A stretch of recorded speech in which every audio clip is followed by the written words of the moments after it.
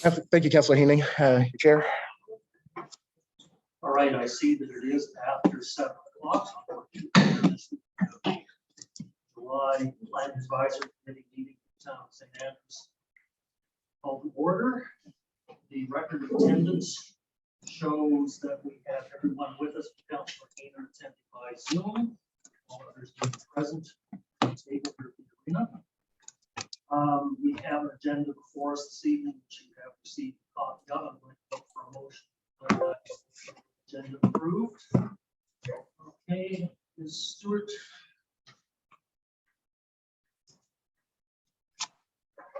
Seconder for that motion would be.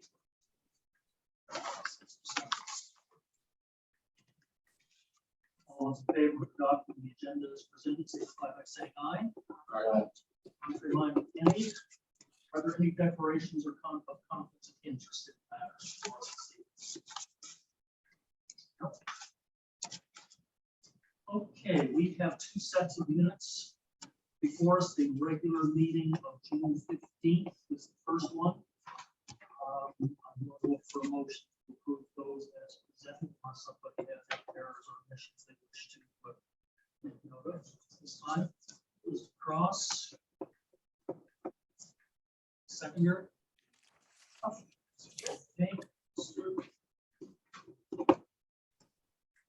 All those in favor of the adopting those minutes as presented, signify by saying aye. Aye. Contrary. Those minutes are considered approved. We also have minutes from the Special Plan Advisory Committee meeting from Wednesday, June 19th, or 29th, pardon me. Is there anyone wishing to move those minutes? Seconder for those things.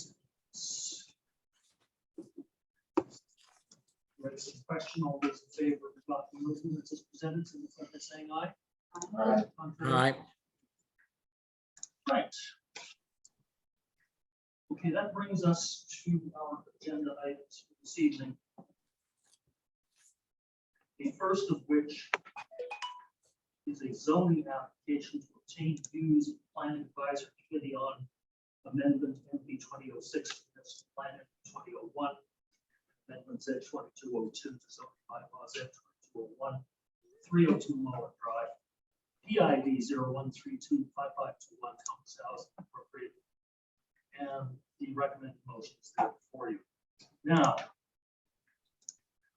there has been what I would call a rather voluminous correspondence that has occurred on this matter between one particular landowner, Mr. Tim Anderson, this evening, and town staff. I was copied in on it. I don't think any of the rest of you were, which is unfortunate because there are several rather large misunderstandings that have occurred in that correspondence with regard to the process. So I am going to be taking a few minutes here to go through just what the nature of this process is and make sure that we are all of us on the same page before we continue with this item. I think it's very important to do so. So I'm going to ask you to bear with me. I will be giving opportunities for members of the committee and members of the public who are interested to speak to this matter once I'm done. But I'm just going to go through this as I see it and ensure that we understand what it is we're dealing with. The first and foremost matter to understand about what is happening here is that a redesignation of a zone is a council process. It is not a PAC process. That has to be very firmly understood. PAC is called upon to present an opinion about this matter, nothing more. It is asked to present an opinion exactly the same way as the public is asked to present an opinion during the request for observation of the public, what they call a hearing of objections, which is a phrase I'm not at all fond of. That's what it says in the Rule and Act, so we have to live with it. But it is a hearing of opinion. has to be understood that that opinion is the opinion of PAC, not the opinion of anyone else. All right. Now, one of the things that messed us up a bit on this is, if you will recall, when you got your original package, there were quite a number of sheets in that package regarding a proposal for this site.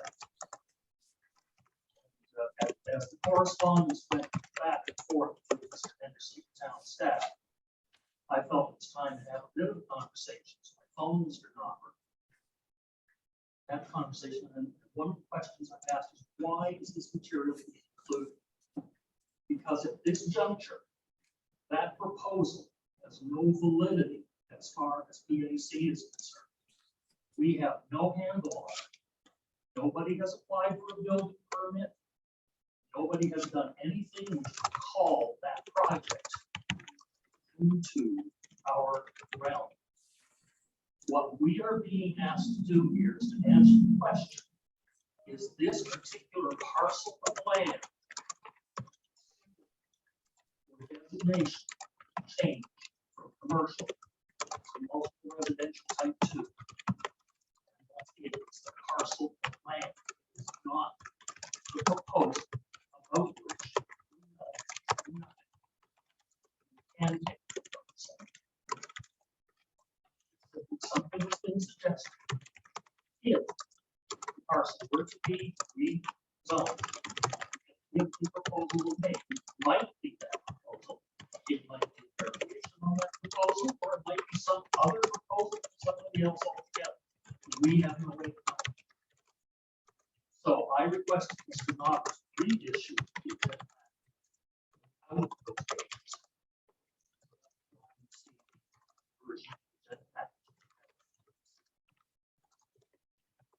Now, that clears up one particular subject. The second point is this. Mr. Henderson, in his presentations to staff, brought into play the section of our procedures of PAC, preferred set sites. And he was asking the question of why council is not following its procedures in asking PAC to do certain things. Here's something we have to get straight right now. Council has no authority over PAC, none whatsoever. Council cannot ask PAC to do things other than what is authorized by Section 37 in our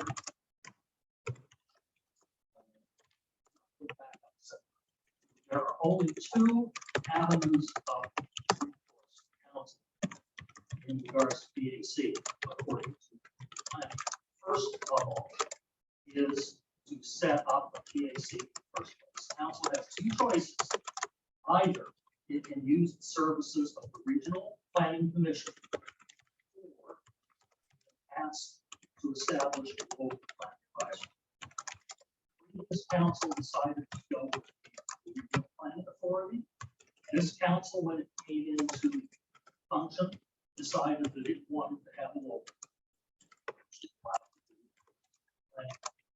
Having made that decision, council's other authority is to establish membership of the PAC. They are to keep its alive members. Once it has done that, the only control and authority over the PAC is through the Community Planning Act. That is what governs us. If the Community Planning Act says we are authorized to do something, then we are authorized to do it. If we have no authority under Community Planning Act, to state about what to do, then we are not allowed. It's that simple. We are controlled by the Community Planning Act. Now, back to the section 37 under our operating procedures.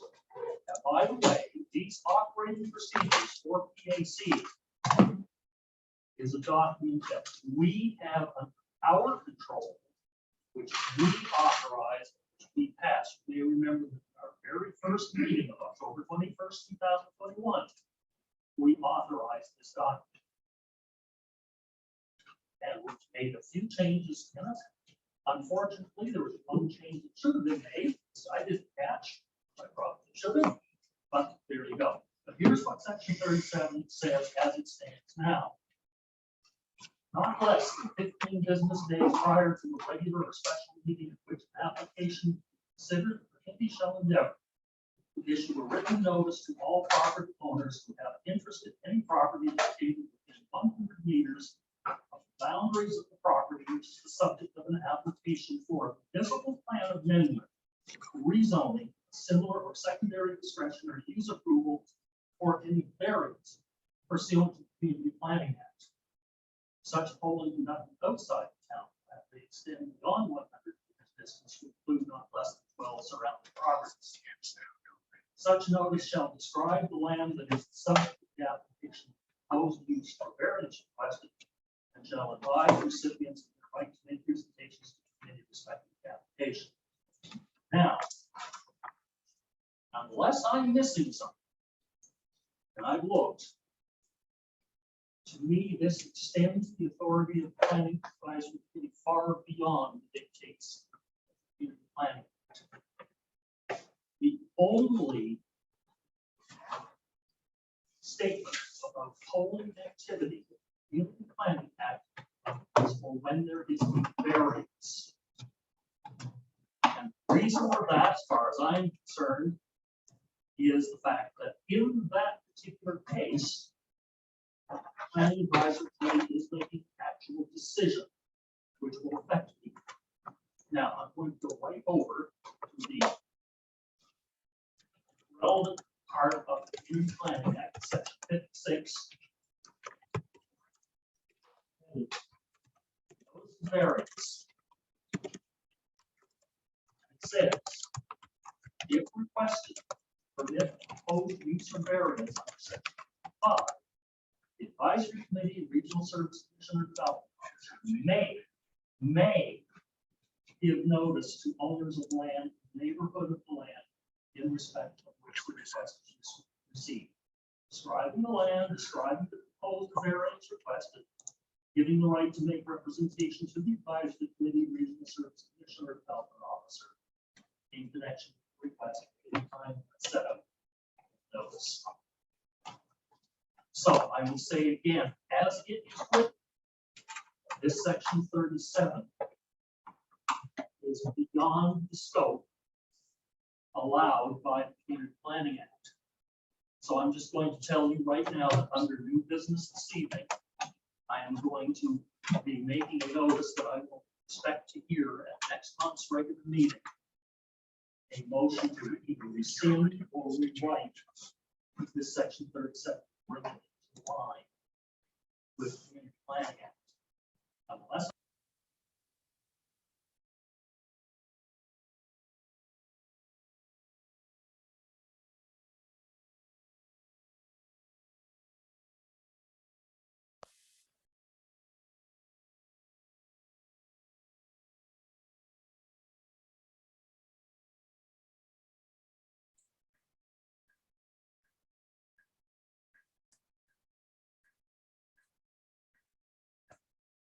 we can see, but we can't hear now. Alexander, can you hear anything? No.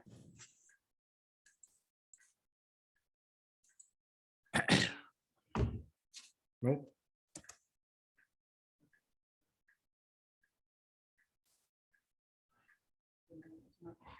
Councilor Henning, can you hear us? Can hear you now, yes. Thank you. All right. Thank you. Okay, did you miss anything of, I caught the gist of it, your chair. okay, that's good, as long as we're all together on this. Yes. All right, good stuff. So as I said, rezoning designations are a council process. The only way that the Planning Advisory Committee comes into this is to express a view, an opinion, and I have stated the question for you. The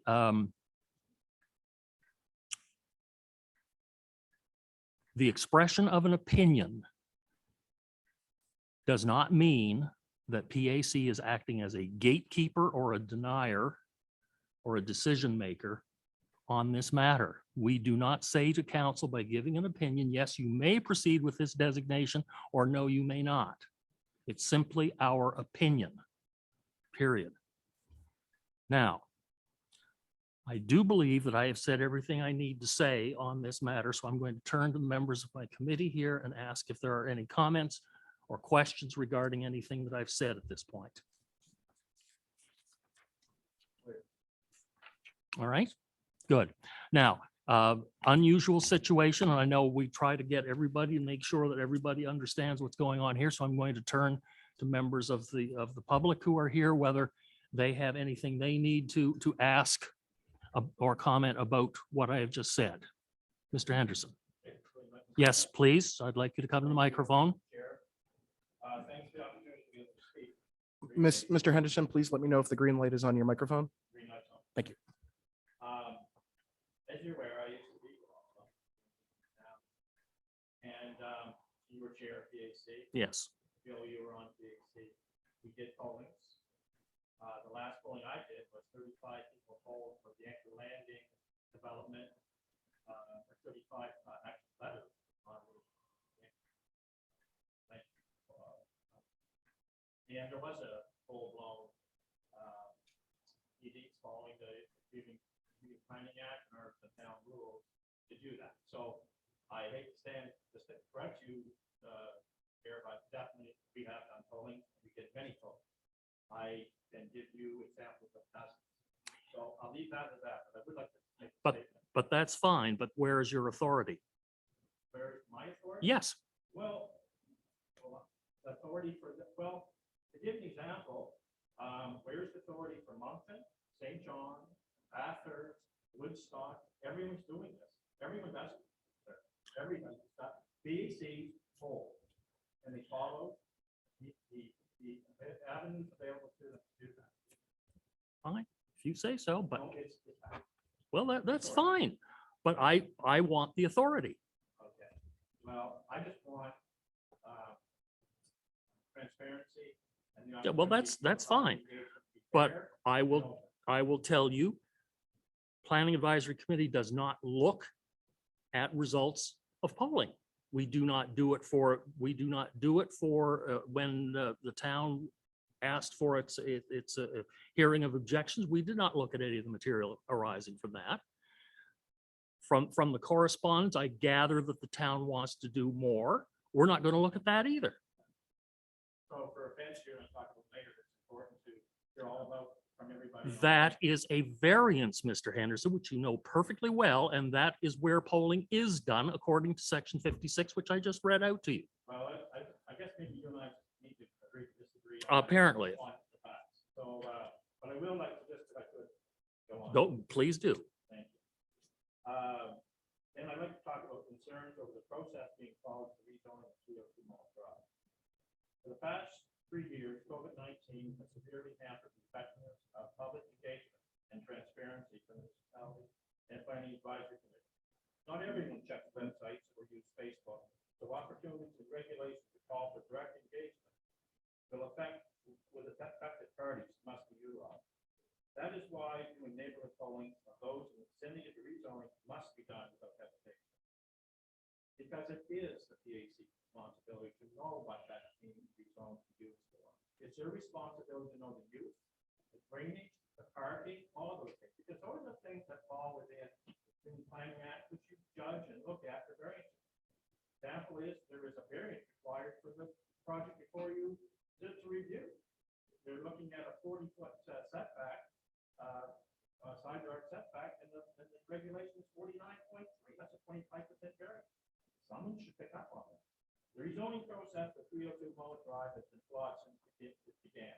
The normal process for a developer to request rezoning of a property would be to meet with the development officer of a community to ensure ensure the rules and regulations around the process are followed. The planner would point out to the developer, section 59 of the Community Planning Act, to ensure the proposal included details such as parking, buffer, noise issues, landscape, traffic impacts, drainage, services, use of the property, etc. These are things that have to be looked at by the council, who have the ultimate authority, but also by PAC, because you're giving opinion on this. If you don't have the information, you can't give opinion. The current rezoning process is not following some of the regulations that ensure transparency and due diligence for the approval of this proposal. The planning office did not obtain the information needed by council or PAC to properly evaluate the proposal in accordance with the mandate given to them under the Community Planning Act. That's my opinion. The PAC are mandated to look at all areas of land planning and forming their opinion. The PAC do not have boundaries. They can look at any aspect. That is in the Community Planning Act of land use when they're making a decision. The PAC do not have anything to even base an opinion on this. The process for the rezoning of 3 acres Mowat Drive is not following regulations called for in the town of Sandy bylaw 2102 and the Community Planning Act of the Province of Brunswick. The town bylaw in section 4 of the CPA adopt the rules and procedures for the PAC. The PAC form your rules and that's put in bylaw form by the town. No, Nothing. no, It's formed by the bylaw. no. That's what was said at the meeting the other night. At the What? council. I'm sorry. That's not true. Okay, so that's the way the bylaw reads. It's a bylaw by council. No, it is not. Okay. We agree again to this. The town's bylaw, section 4 of the CPA, adopt the rules. And could you let me read through this? Sir? Certainly. Thank you. The rules and procedures for the PCA form part of the required planning regulations that the Fields Board of New Brunswick consider during the appeal process. In other words, they look at these things. The key thing the Fields Board will look at is process. If not Mhm. followed, that is what they look at. The town's administrator informed me by email that PAC does not control limits of neighborhood, which is contrary to bylaw 2102, section 37 there for the zone. This regulation calls for the following of 12 properties around the zone, rezoning in the outside of the town park. There has been no photos done for this proposal today. As per bylaw 21-02, section 17A, items referred to the committee by council shall be received at the first regular council meeting of the regular meeting of the committee after such referral. At the regular council meeting of July 18th, the CAO said the PAC had 30 days to give their opinion to council. And it was up on July the 20th. But the PAC could come back and ask for more time from council. The planner corrected them and said the 30 days were up and the PAC did not come back to council after 30 days. Their opinions is considered to be in favor of the zone. The planner is incorrect in his position, in my opinion.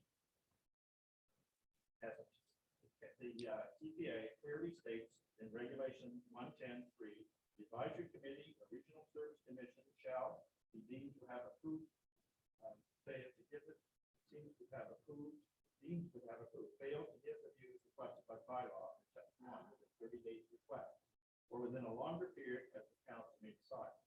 So the council did have the authority to extend the process, and they could have done that the other night, except the planners told them they didn't,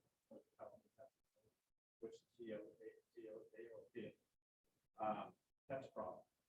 It should be noted that the hand-drawn outline of a building on the GeoND map submitted as a plan shows a 40-foot side yard setback. That is not in keeping with the bylaw. It requires 49.3%, which is again would be a 25% variance. The PAC should not proceed if variances are required. The town administrator said the developer should come back after the variance is required. This is not how we development review by the committee should be carried out. If you're saying, well, we don't really have to know what we're going to do with it, and then they come back after and after variances, it could totally be a misuse of the property or what they're requesting. I just think that, and I think you must agree, is that submit your proposal of what you're going to do with this property. Don't sugarcoat it. Say we're going to do this, and come back later and start adding, subtracting, doing other things. I respectfully request the planning advisory committee ask the town council request development developer provide details on the development that will guarantee meaningful public engagement with affected property owners to protect the neighborhood polling under the regulations provided under the municipal bylaws. and the planning. Thank you. Anyone else? All right. You've heard the remarks, Mr. Henderson. I simply have to come back to what I stated at the beginning. There has been no proposal made for this property that we are aware of. No building permit has been requested. Therefore, there is no authority that we have to look at anything that any particular developer might be deciding to do with this property. So I see no virtue in trying to entertain any of the suggestions that were just made by Mr. Henderson. Now, committee members, yes?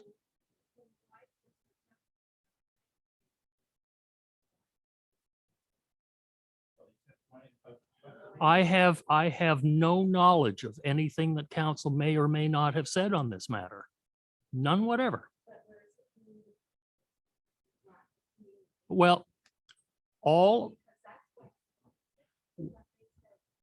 I'm sorry, but we have no knowledge of this. There is a chance, Mr. Chair, there is a chance here, because you have 4 weeks to get notice to the 30 days, 4 weeks to get advised in your regular meeting of the development. You weren't advised. I looked at your minutes in June. You weren't advised. So you're first being advised of this tonight. So you have 30 days from tonight to do this. Whatever. It's on our agenda. We're going to deal with it.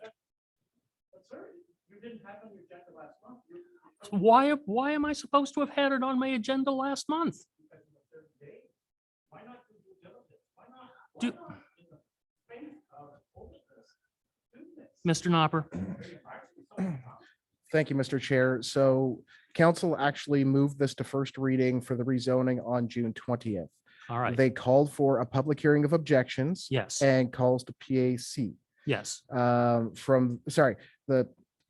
And then from there, it's 30 days from that point at which council requests the views of PAC, to which PAC provides views to council. Right. So from the call of the June 20th meeting, Mhm. or sorry, June 18th meeting, or sorry, June 20th, that is when council, so you've got 30 days from the point of which council issues out the call for PAC, which is today.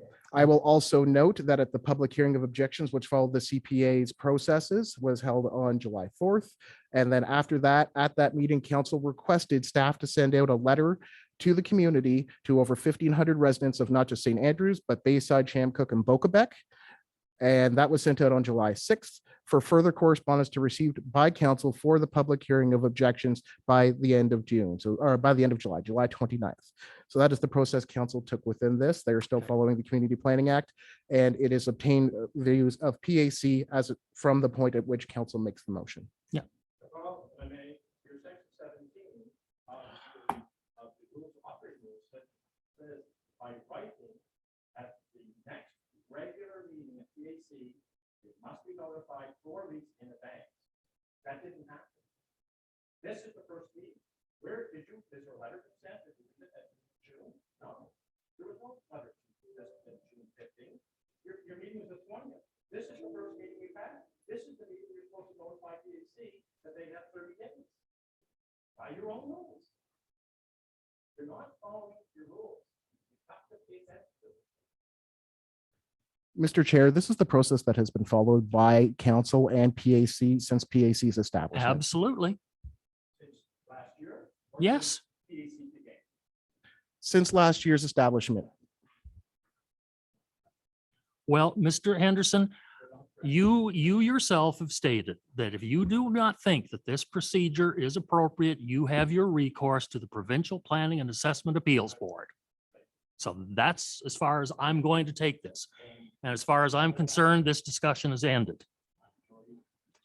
Now,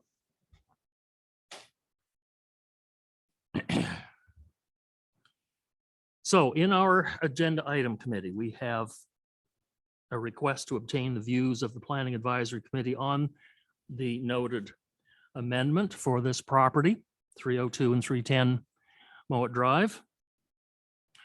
The question before us is the parcel of land that is so designated suitable for a redesignation from commercial to multiple residential type 2?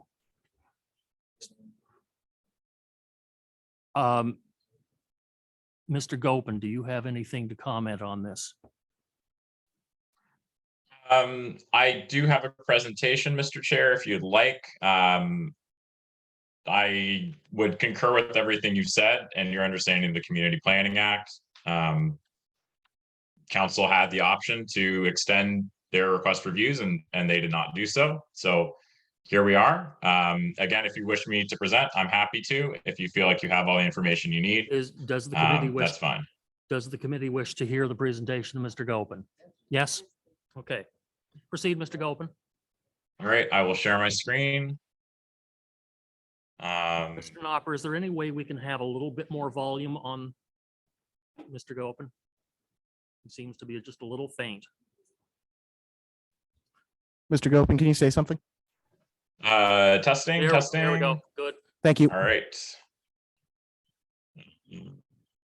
see here.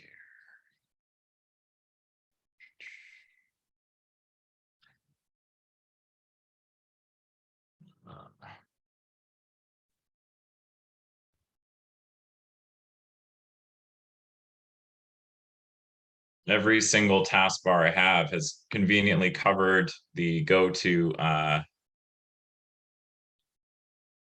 presentation.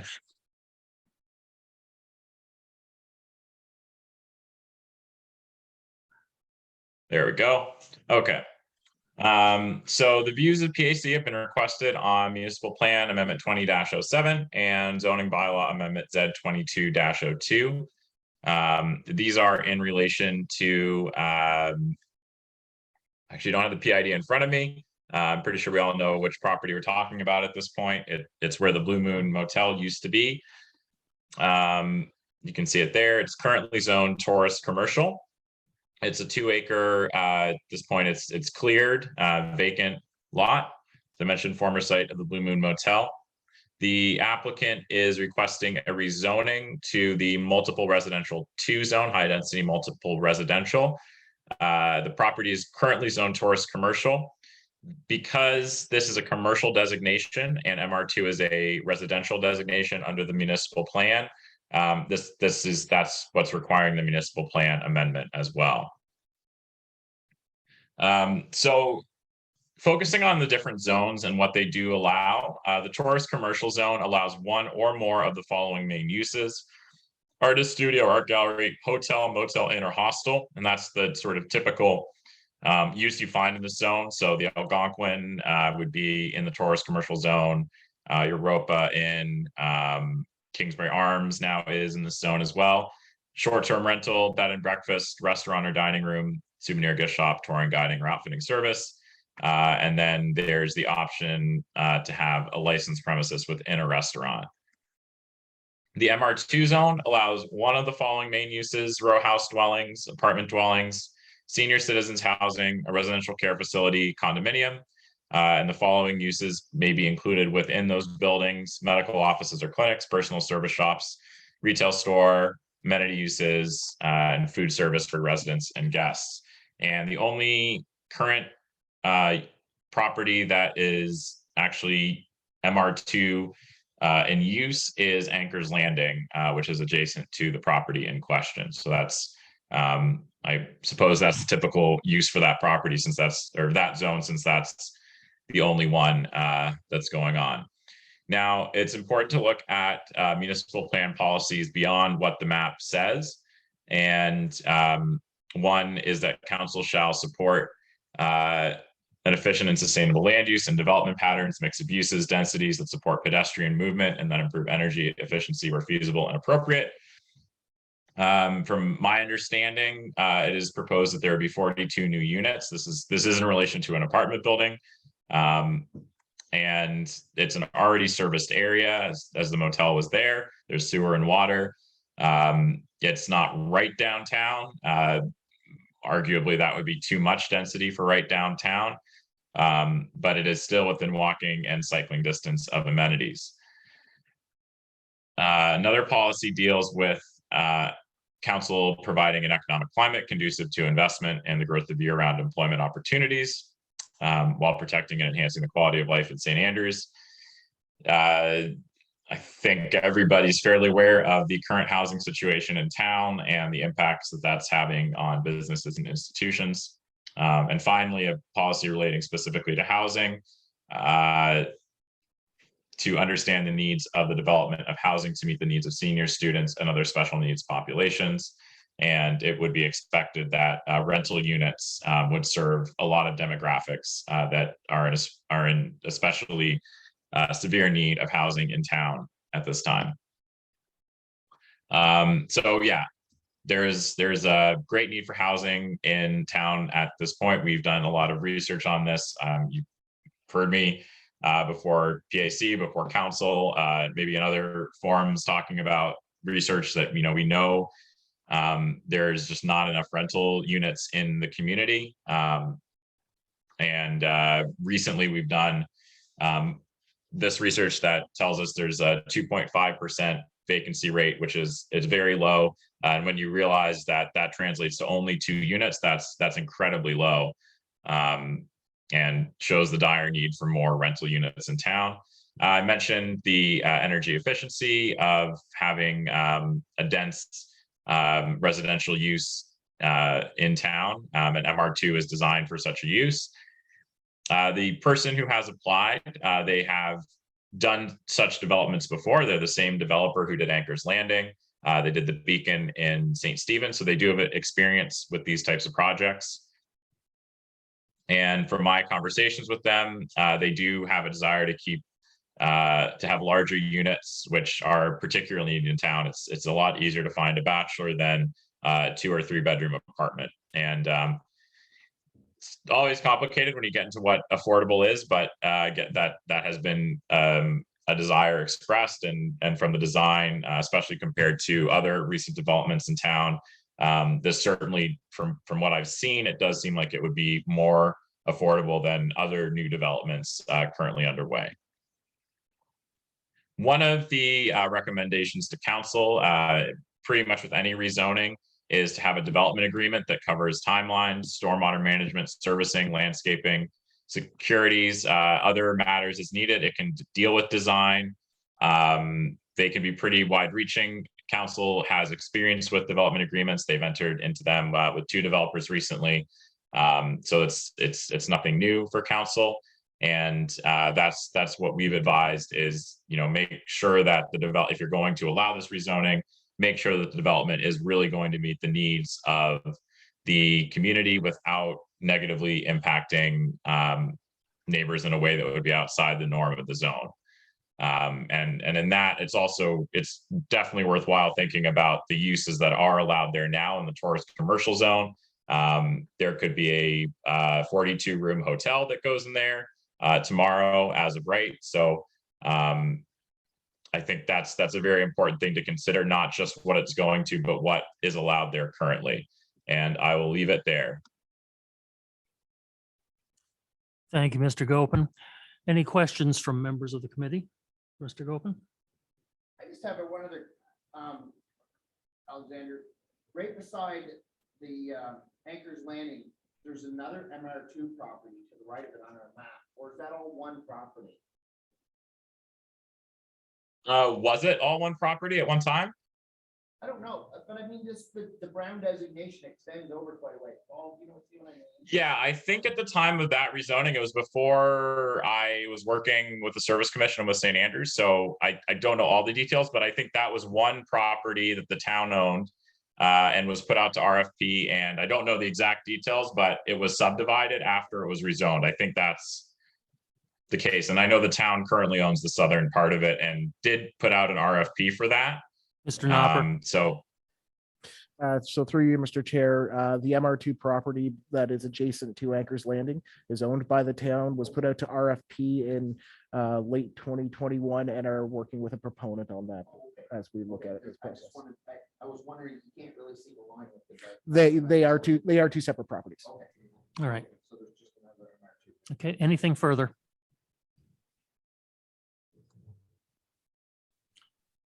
If not, then I will turn to members of the committee in the way that I usually do and go down or go to each person in turn for their comments on this.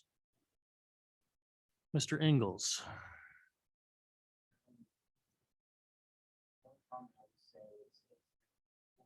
The only comment I would say is, as the planners mentioned, is I think the development agreement is something important to make sure that that's put into place, that they can catch anything that goes on. So you were recommending a development agreement. Has been outlined within the report. Okay. Mr. Simmons. But are we not just dealing with the property to MR2, not knowing that anything is going on? So as far as we're concerned, there's no development agreement, because technically for us, we're only asked to deal with rezoning to MR2. Are we not? This is the point that I tried to make very clear right at the beginning, is Yeah. that we are dealing with the property itself, not any Yes. proposal about which we know nothing. Yes. Does this- this property Does this fit property within the fit? criteria of an MR2 zoning from tourist Yeah, commercial, right? Because as of right now, we don't have another building permit in front of us right. to set recommendations for setbacks and Mm. parking and all of that. Until that comes to us, we can't set It's a- anything on that. it's a later We step. are just in due process of moving forward, waiting for that process. Yes. Okay, then. Ms. Stewart. No, well, I wouldn't be opposed to the change. I think that it would be good to get that property going somehow. And I think if this rezoning would help a developer make that decision, then I support it. Thank you. Mr. Cross. No, I was with the same opinions as Kevin as well, that until we have something in front of us that gives us some information that requires some variances or what have you, then we're only dealing with the rezoning of that property tonight. So I'm good. All right, thank you. Would someone then care to Mr. make? Chair, you Yes. still have Counselor. Heenan? Oh, yes, Counselor Heenan, I'm so sorry. No problem, Mr. Chair. I appreciate your time and your support on this. Mr. Knopper's last point was really head turning for me, that we could have a 42 unit hotel go in there without any work by PAC or by council. It could just go in there. So my point is, we would be better to zone it for residential than have it as another hotel that we would have no bearing whatsoever on its development or anything. It could just come tomorrow. So I absolutely have no problems making the change. Thank you, Mr. Chair. Thank you, sir. So at this point, could I have a motion to pass that opinion on to council?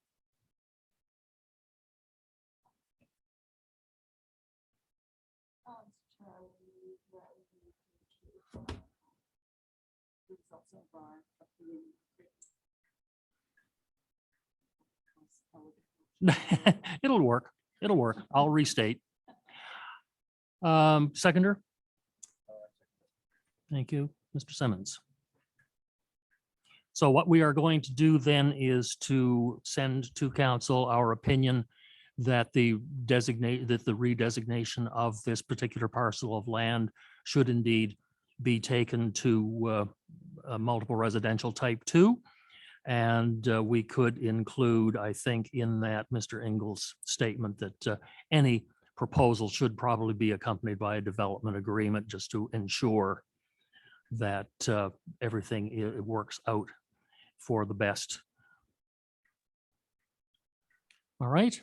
If that is suitable to everyone, is there any further discussion on the motion? If you're ready for the question, all those in favor of the motion signify by saying aye. Aye, Your Contra- Worship. All right, that motion is carried. We come to the second item on our agenda, which is variance applications. We do have one before us this evening, which is in terms of a fence. See if I can find my way to that now. Let's dig down. There we go. Yeah, received a request for terms and conditions regarding the installation of a fence at 91 Water Street for Ann Jewett. The applicant is applying to have a 6-foot fence to be located within the front yard. We have a planning report. Again, Mr. Gope, and I believe you have charge of that. So if you would like to proceed. Thank you, Mr. Chair, and I have smartly gotten my presentation up and running without having any issues there. So this is a terms and conditions application. The applicant is Ms. Jewett. It is for 91 Queen Street. It's a pretty small lot, but your kind of typical Water Street residential lot with a single unit dwelling on it. The application is for a 6-foot tiger eye style fence in the front yard. And I, through this application, learned what tiger eye style fencing is. And if you don't already know, you'll learn it too by the end of this presentation. Good.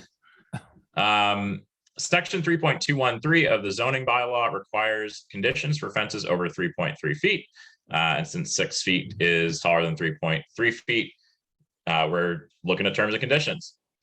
I was informed by the town works manager, Mr. Acton, that there's a sanitary main running under the front property line. So they want to have a special eye to the installation of the fence to ensure it's not going to get in the way of that in the future.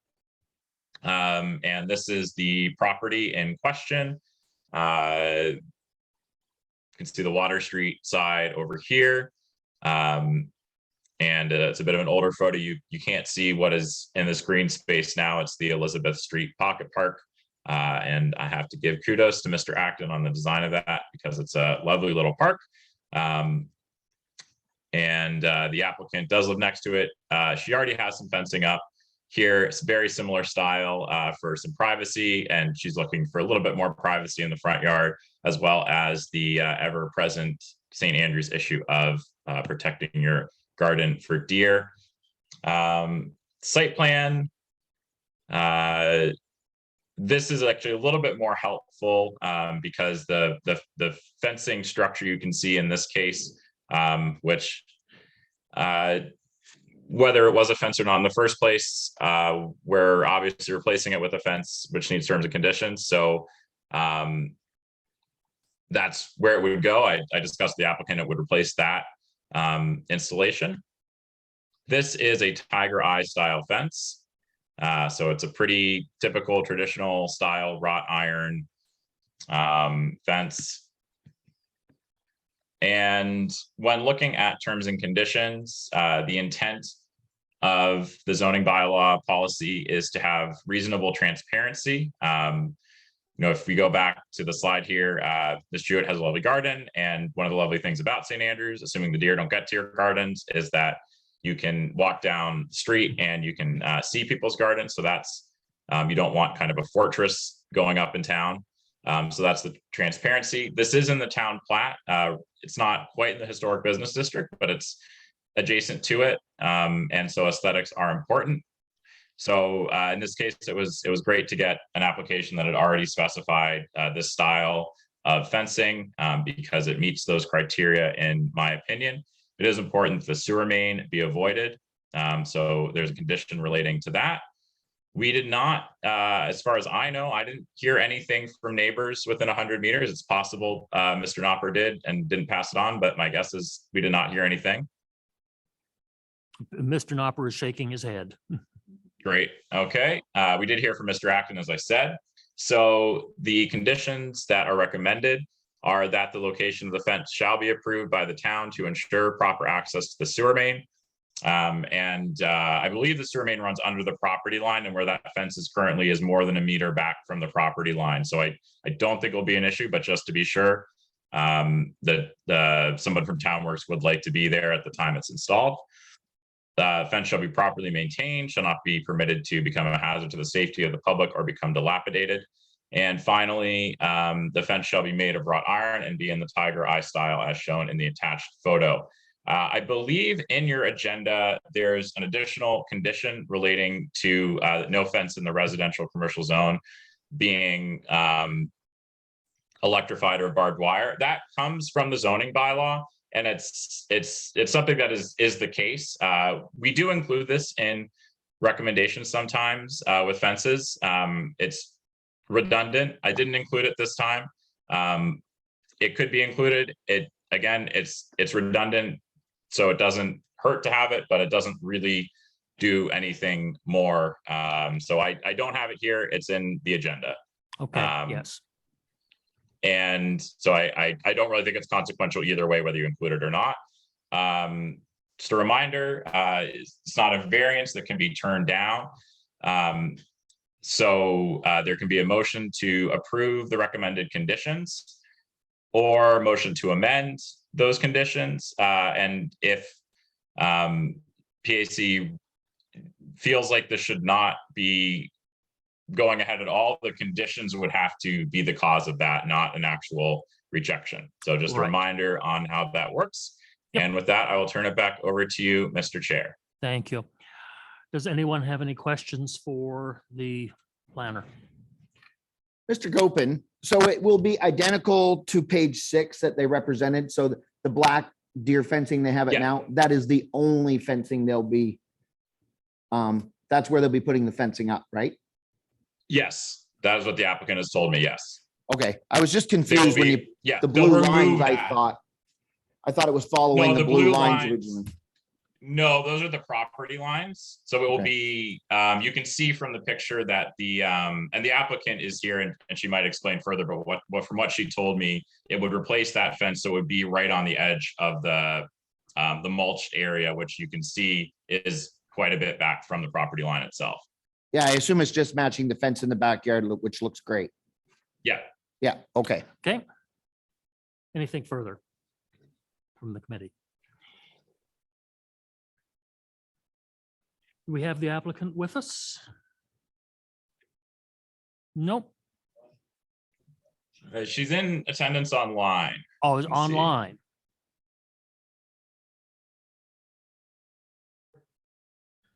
Ms. Jewett, if you take yourself off, you're open to council. Yes, I'm here. Yep, we can hear you. All right, Ms. Jewett, if you have anything that you wish to say in support of your application, now is the chance to do it. No, I just agree with everything that Alex said. Okay, So that they will proceed. we will see if we have any questions for you. Does any member of the committee have a question for the applicant? Apparently not. Okay, so that being the case, do we have a motion? I'll Mr. make Simmons. the motion that we accept the application with the 3 attached conditions that Mr. Gopin had presented. Is there a seconder? Mr. Cross. Is there any further discussion on the motion? If not, if you're ready for the motion, all those in favor signify by saying aye. Aye. Contrary minded, if any? All right. We return to our agenda. As I said, under new business, there was just the one item that I was going to bring forward, which is the matter of that misapplied section 37 under our operating procedures. I am going to be looking for a motion next month's regular meeting from you. I think it's only appropriate to give that kind of leeway to take a look at that, to review the Community Planning Act to make sure that we are not overstepping our bounds with this. I don't know whether it requires so much of rescinding as a statement as you will be aware, when I read section 56 about polling for variance, it said that we may do it, not that we have to do it. And unfortunately, where we are in a decision-making capacity, as far as variances are concerned, I would prefer to see language that says we must do it, because obviously when we are looking at things which affect people that way, upon which we are making decisions, we need to know what people are thinking. So I wouldn't be at all averse to having a rewrite to that which says that we shall conduct polling in these cases rather than that we may conduct, and that does not exceed the parameters of the Community Planning Act. If it says we may do it, then we can do it. And then I think we should push ourselves to the point where we say we shall do it. So that's, I will put that in a briefing note to you at some point within the next few days, send it out to you. And then next month we can make that change. Okay. Does anyone have anything else that they would like to bring up under new business? Just in regarding this, does not the town already do all the polling when it comes to Well, variances? They're Here's what again, we have to be very careful in how we say that. The staff does it at our request. It's not council that does it. So in regards to the variance, say for the sign or the fence we just did. Well, that wasn't a variance. That was a terms and conditions. Oh, That's okay. a slightly different thing. Okay. But yeah, yes, Mr. Gopin. Terms and conditions, generally, it falls into the category of things in the Community Planning Act that may get mail out. So we do Okay. typically do mail outs for that. I So there was a kind mail of out for figured that. since it is a kind of decision-making sort of thing, it would fall under that. Yes. Yes. Okay. But remember that it's not council that directs this. It's staff working for us. For the PAC. Yes. Okay. Clear as mud. Yeah, but see, this is where so many people get confused about what this is all about, because planning is such a complex procedure, and the province has seen fit to create this Community Planning Act, and it divides authority between council and PAC, and you really have to watch your step as to who is doing what, when, under what authority. All of us work under the authority of the Community Planning Act, but we have to make very sure that we understand what our individual roles are. And that's why I wanted to make it so very, very clear on that first item that this is a council process, this redesignation, that we are brought in only for that one bit of opinion, and that's it. We are not acting as decision makers, gatekeepers, any of this kind of thing. Council is in charge of this until such time as there is something brought forward of a specific nature for that property which requires our yay or nay or whatever it happens to be. That's at that point that we step in. But at this point, we have nothing. So if somebody applies something on that property that we're working on, then that triggers the variance application. That is- and the polling, Unless they fall and within then- the bylaws. Unless they Yes. fall, unless they, Yes. Okay. okay, Yes, okay. all right. Good to go. It's very fraught, and I understand why people get so worked up and concerned about this, but there is a very great lack of understanding about how all of these procedures and processes work, and it's a very difficult thing to try to explain. And I can only hope that I did a reasonable job here this evening of trying to sort this out.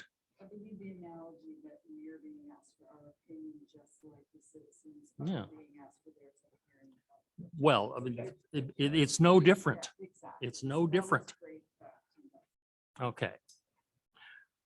Okay, with that being said, are there any further comments, questions? No? All right. That being the case, then I will declare us at an end for this meeting at 8 p.m.